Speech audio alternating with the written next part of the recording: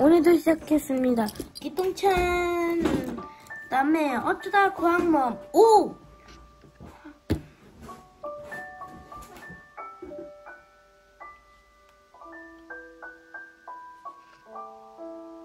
화신 여신의 번호입니다. 제주도에 왔어요. 황금연어를 맞아 기똥찬내는 제주도로 여행을 왔습니다. 제주도 바다는 언제 봐도 감동을 줘. 저는 색깔 좀 봐. 엄마가 초록빛 바다를 보고 감탄하는 사이에 아빠가 슬기에 슬쩍 말했습니다. 오늘은 저녁 때 생일 파티를 해야 하잖아. 선물은 준비했지? 네? 물론 준비했어요. 사실 기똥찬 남매는 남매는 선물을 준비하지 못했습니다. 엄마의 생일을 깜빡 잊은 것이지요. 그날 오후 기똥찬 남매는 엄마 아빠 몰래 호텔에 있는 기념품 매장에 갔습니다. 기념품을 사려고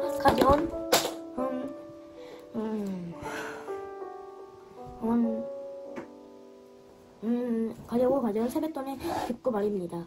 동찬이는 뒷금 화장품이 놓여있는 울긋불긋한 작은 돌멩이를 만져보았습니다. 화산소매 엄마가 요즘 피부 까칠해져서 걱정하셨으니까 이게 좋을 거야. 그래, 그게 좋겠어.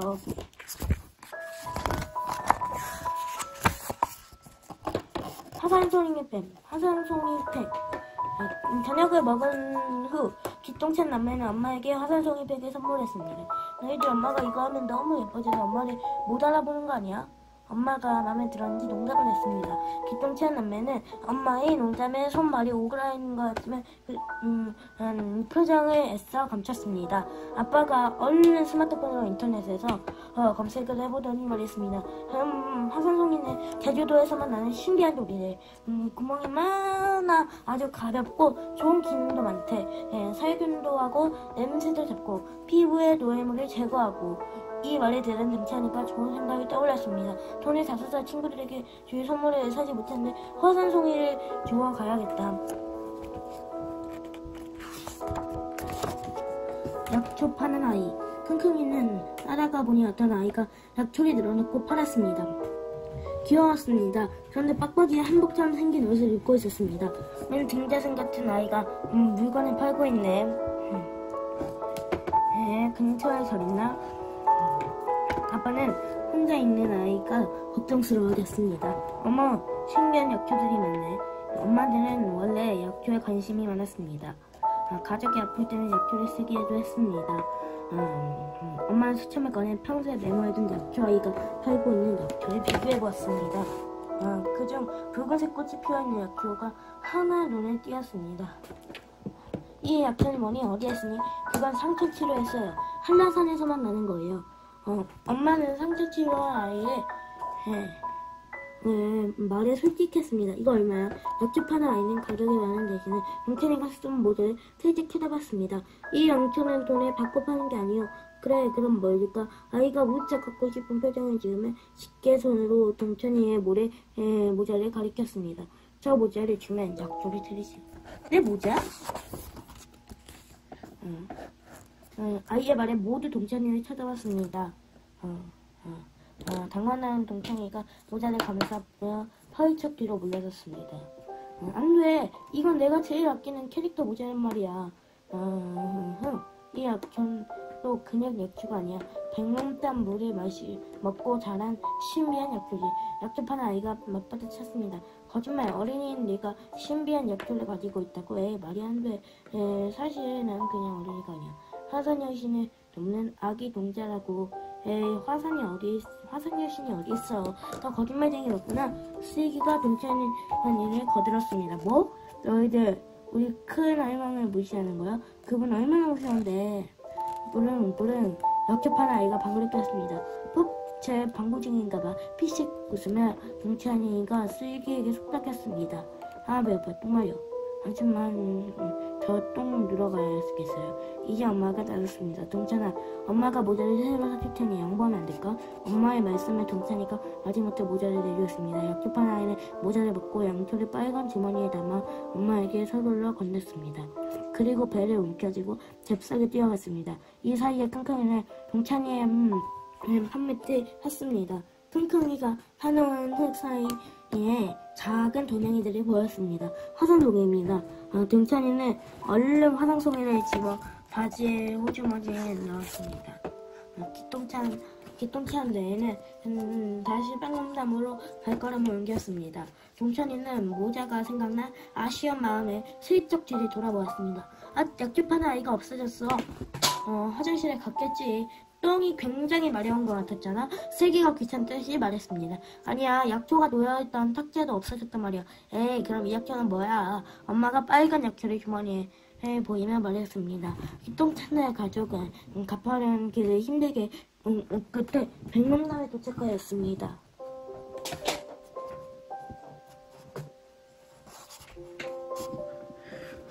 밤마다 소녀들이 내려와 저 물에서 목욕을 한대. 등산객이 백농담을 보며 동찬이에게 농담을 건넸습니다. 농담인지 모르는 동찬이가 그 등산객한테 뭐라고 했습니다. 그럼 여기 한라산에 아기 동작을 살고 있나요? 아기 동작을 처음 듣는 얘기인데 등산객 동찬이의 질문에 농담을 멈추고 아는 대로 답해줬습니다. 화산 열쇠를 놓는다고? 역시 거짓말쟁이야. 동찬이는 약초 파는 아이에게 캐릭터 모습을 뺏긴 것 같아 기분이 좋지 않았습니다.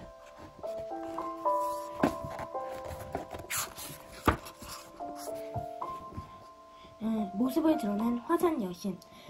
처음 아까 약초 백문담 물에 먹고 자란다 했지. 백문담의 바람보다는 엄마가 약초 파는 아이한테 받은 빨간 주머니를 꺼냈습니다. 이때 세기가 깍하고 소리쳤습니다. 주머니에 그려진 눈썹과 머리카락은 하얗고 붉은 여자 노인 그림 그려진 눈썹과 머리카락은 하얗고 얼굴은 붉은 여자 노인 그림이 무서웠던 놀란 것이었습니다. 그리고 괴물인 줄 알았네. 그 그림을 본 등산객은 노인의 살망대망을 닮았다고 하였습니다. 그리고 여기 앞에가 이거예요. 전화 왔는데요?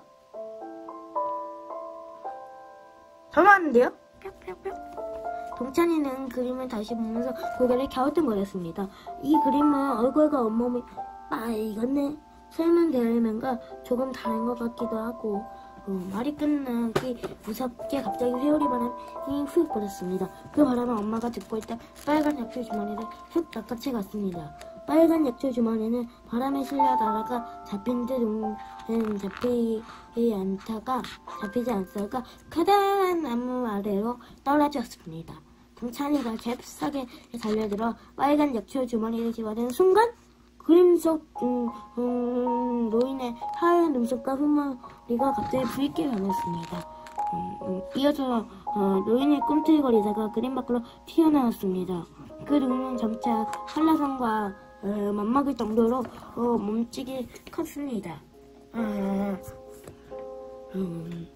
저기 뭐야? 괴물이다. 동찬이는 겁이 나서 빨간 약초 주머니를 바지 호주머니에 급히 넣은 슬기와 함께 힘껏 달려 도망쳤습니다.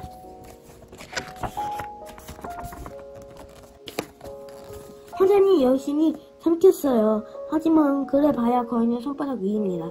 거인은 기똥찬 남매를 두 손가락으로 집어 한 입에 꿀꺽 삼켰습니다. 기똥찬 남매는 거인의 목구멍을 지나자 아래로 슝 하고 떨어졌습니다. 넓은 터널이 아래로 끊임없이 이어져 있어 이대로 떨어지면 다칠 것이 분명했습니다. 저 구멍 안으로 들어가자 동찬이가 가리키는 곳에 작은 구멍들이 뚫려있는 게 보였습니다. 안 돼! 기똥찬 남매는 팔을 뻗어 구멍에 몸을 걸치려했지만 번번이 실패한 끝에 가까스로 작은 구멍에 매달려 그 안으로 들어갔습니다. 다행이다. 그런데 이제 너무 뜨거워. 구멍 밖으로 고개를 빼고 내려가 보니 그곳에는 잔뜩 빨간 샘을 묻힌 것이 펄펄 끓고 있었습니다. 그때 빨간 샘물 같은 것에서 뭔가 기어나왔습니다. 바로 약초파는 아이였습니다. 나 어떻게 여기 있어? 도대체 여기는 어디야? 기똥찬 남매가 질문을 피우었습니다. 나는 화산 여신을 돕는 아기 동자라고 했잖아. 여기는 화산 여신이 큰 할망 약초파는 아이의 말에 진짜 영혼입니다. 여기는 화산 여신 큰 할망 뱃속이야. 너희들은 큰 할망을 화나게 해서 큰 할망이 잡아먹게 한 거지.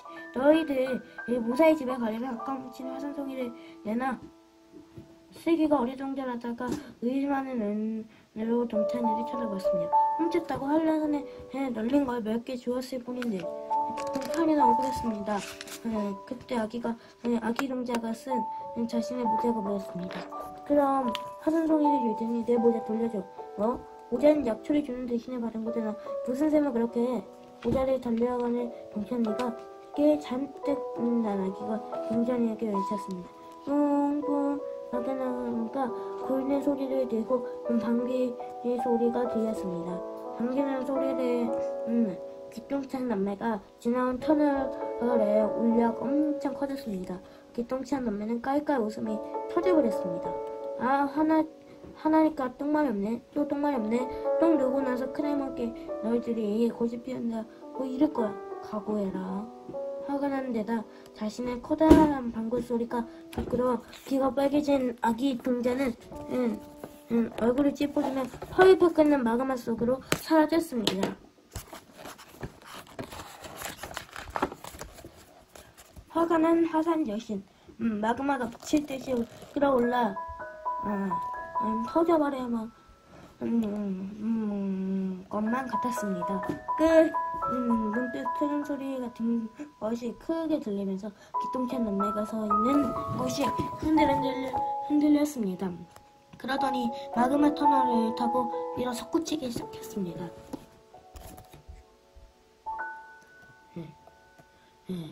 기똥찬 남매는 솟구치는 마그마가 밀어낸 뜨거운 공기에 실려 위로 오졌습니다. 터널 속에 바르게 솟구치던 마그마가 드디어 화산 꼭대기에 도달하였습니다.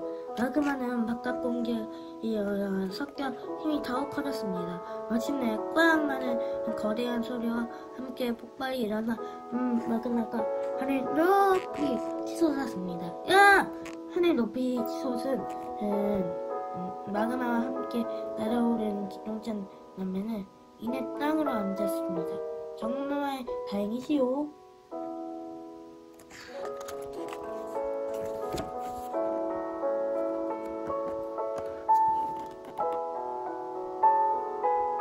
그러자 기똥찬 남매는 정신없이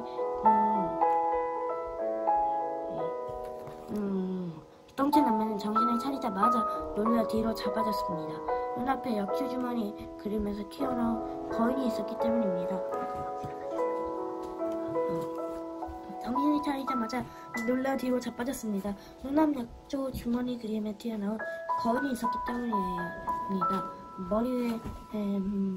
머리를 마그마가 솟구치는 것을 보니 아기 동자가 마른 큰할망인 듯 했습니다. 애초에 큰할망의 코는 잿가루에 달리고 콜록콜록 입에서 시커먼 연기가 뿜어나왔습니다.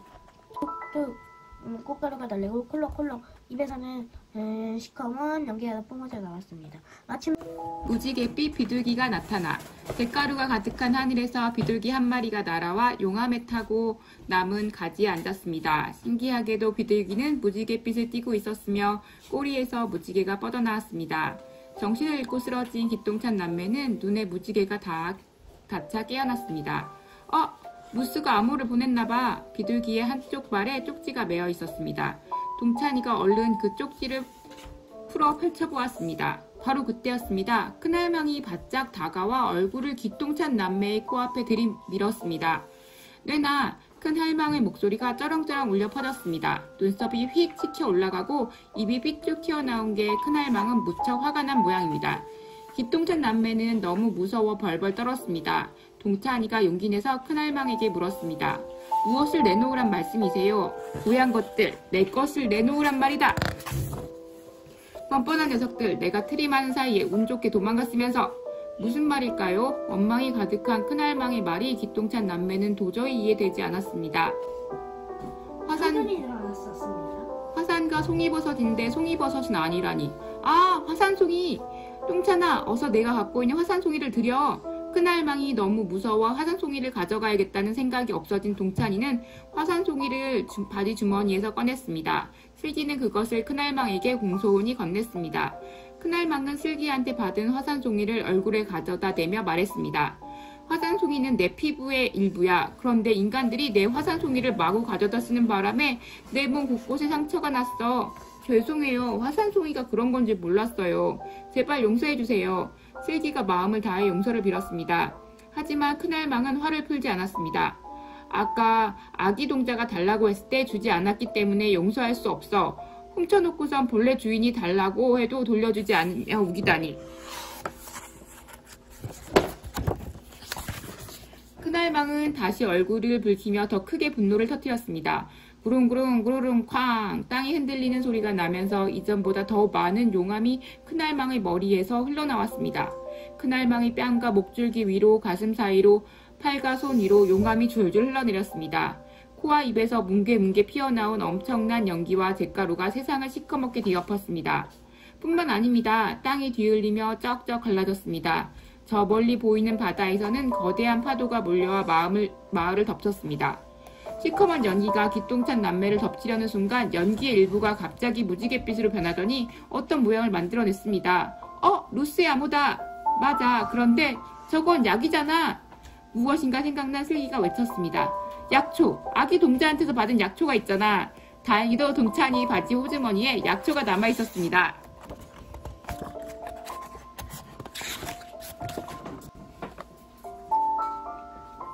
화산 여신의 화가 풀리면 동찬이는 잠시 숨을 돌리던 큰할망의 얼굴을 스며 살펴보았습니다.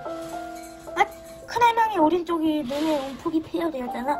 그런데 그렇다면 이 약초로 상처를 치료해주자. 슬기가 돌로 깬 약초를 동찬이가 큰할망의 얼굴을 타고 올라가 오른쪽 눈에 던져놓자 상처가 순식간에 말끔히 나왔습니다. 오랫동안 눈병으로 고생을 했는데 고맙구나. 너희들의 용서하마. 뿡 소리와 함께 아기 동자가 배를 움켜쥐며 또 나타났습니다. 큰할망님, 아이들이 어떻게 저렇게 쉽게 용서해주시면 어떡해요. 너는 얼른 똥이나 싸거라. 살사병에 얼마 좋은 약초나 좀 다려먹고. 큰할망은 자신의 상처를 살피지 않은 종자에게 섭섭했습니다. 큰할망의 화가 누그러지자 용암과 연기는 더 이상 나오지 않았습니다. 용암은 굳어 구멍이 숭숭 뚫린 기괴한 모양으로 돌로 변했습니다. 여러 개의 값진 돌기둥이 쪼개져 있는 지형도 생겼습니다. 마그마가 뿜어져 나온 다리에는 화산송이도 쌓여 있었습니다. 화산 꼭대기에는 용암이 묻으면서 그런 모양이 되더니 물이 차서 커다란 호수가 되었습니다. 기똥찬 남매는 큰할망 맛을 구경 시간이 가는 줄 몰랐습니다. 기똥찬! 슬기야! 동찬아! 저쪽에서 엄마와 아빠가 기똥찬 남매를 부르는 소리가 들렸습니다. 여기 있어요! 엄마와 아빠가 기똥찬 남매가 있는 곳으로 다가왔습니다. 여기서 둘이 뭐해? 슬기와 동찬이는 서로 눈짓을 했습니다. 방귀쟁이 아기 동자를 다시 만나고 큰할망을 치료해준 사실은 둘만의 비밀로 하자고요. 동찬이는 허둥지둥 둘러댔습니다. 화산송이를 찾고 있어요. 기념품으로 친구들에게 주려고 했거든요. 화산송이는 가져갈 수 없는데 관리자의 허락을 받아야 해. 아빠, 그걸 이제야 말씀해 주시면 어떡해요? 왜 일찍 말했어야 했어? 이유가 뭔데? 아빠한테 말해봐. 엄마가 물었습니다. 그런데 아까 산 약초는 캤니?